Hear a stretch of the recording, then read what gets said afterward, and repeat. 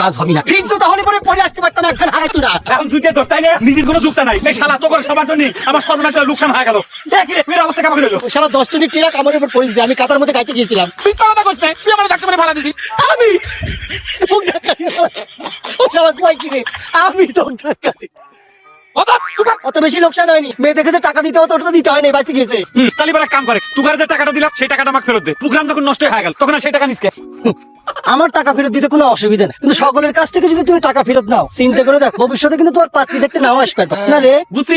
তুই আসলে সকলে মিলে আমার সাথে কাজ শুরু করিস তাই না আচ্ছা ঠিক আছে তুগারের কাছে আমি টাকা ফেরত চাচ্ছি না তো একটা কথা বিরামে ফিরে যায় ওই শালা মাসুদ জানা আচ্ছা মতো সাহায্য কর ওই শালা পিপারে ছাপা দিছে দিকে আমার সর্বনাশ হয়ে গেল যাই যাবা করে যাই ব্যাপারে নামখান উঠেছে তো পছন্দ বাকি আবার করে কেমন ওই শালা চুপ আমার এখন ইচ্ছে করতেছে তোর এই জুতের দাম যদি আমি এখন তুলে নিতে পারতাম তাহলে আমার মনে শান্তি হতো আমার কোনো ক্ষতি হইনি পারে সেটা তোমার ভালো থাকে তাই না শালা কথা কইলো কি সব থেকে ক্ষতি হয়েছে আমার কি জানি তোর আবার কেমন করে ক্ষতি হচ্ছে দুবারে খাইবারে পারলাম না আর ধরে দিকে